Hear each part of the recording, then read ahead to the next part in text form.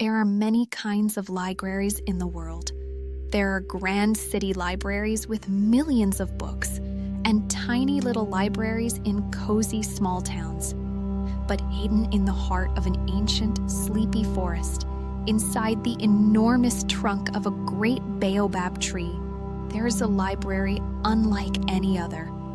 This is the Silent Library, and its only librarian is a very wise and very old owl named Orion. The outside of the tree looks like any other, only much, much bigger. But if you approach it with a quiet heart and a mind that is looking for peace, a small round door that you would not have seen before will swing open on silent hinges, inviting you in. Inside, the library is vast and still. The air smells of old dry wood, of paper that has rested for 1,000 years, and of the sweet, earthy scent of peace itself. Bookshelves spiral all the way up the hollow trunk, so high that you cannot see the top. But this is where the library's greatest secret lies. If you were to take down a book, a heavy one bound in deep blue leather, or a small one bound in soft mossy green, and open it, you would find that its pages are completely, perfectly, beautifully blank. There are no words, there are no pictures, not a single mark. Orion the owl presides over this temple of quiet. His feathers are a soft, mottled brown, like the foxed pages of an ancient map.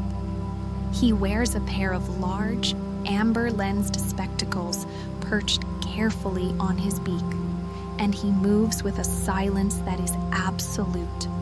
He never hoots, he never speaks, he simply is. His job is not to help you find information, but to help you find quiet. One evening, a little boy named Leo came to the edge of the ancient forest. Leo's mind was very, very noisy. All the sounds of his day, the shouting from the playground, the songs from the television, the buzzing of his own worried thoughts, would swirl around in his head at bedtime like a big, noisy storm. He could never get them to stop.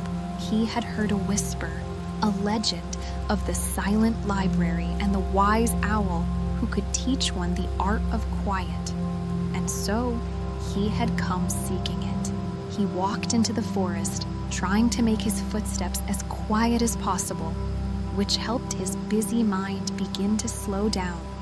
He found the great baobab tree, and as he stood before it, wishing for just a little bit of peace, the small round door swung silently open. Leo stepped inside. His jaw dropped in silent awe.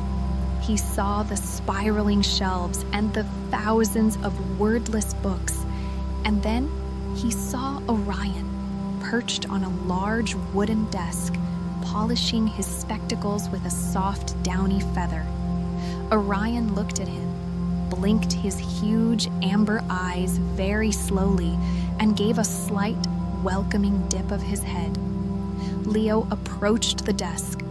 "Excuse me," he whispered, his voice sounding very loud in the immense stillness.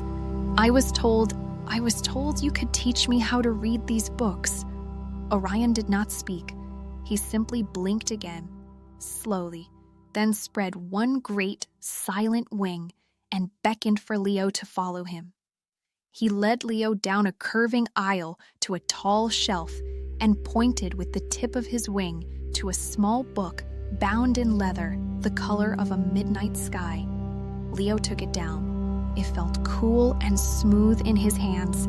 It had no title, but somehow Leo knew it was called The Story of the Deep, Still Pond. He looked at Orion, confused.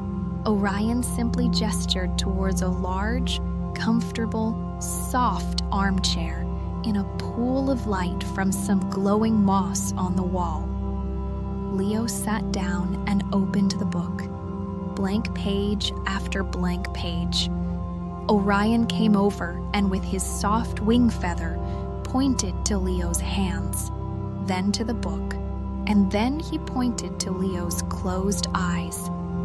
Leo understood. He was not meant to read with his eyes. He closed them.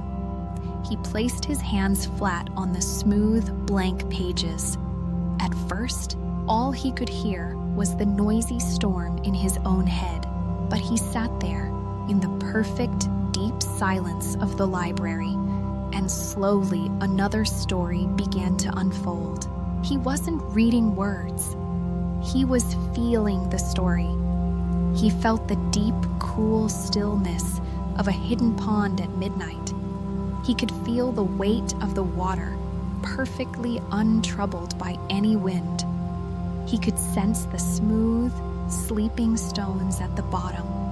He could picture the reflection of the moon on the surface, a perfect, unbroken circle of silver. He could feel the slow, dreamy movements of the fish deep below, swimming without a sound. He sat there for a long time, just feeling the deep, perfect, silent peace of the pond, until his own mind felt as still and as clear as the water. When he finally opened his eyes, he felt calmer than he had all day. Orion was waiting patiently. He took the first book and placed it back on the shelf, then brought another. This one was bound in soft, mossy green.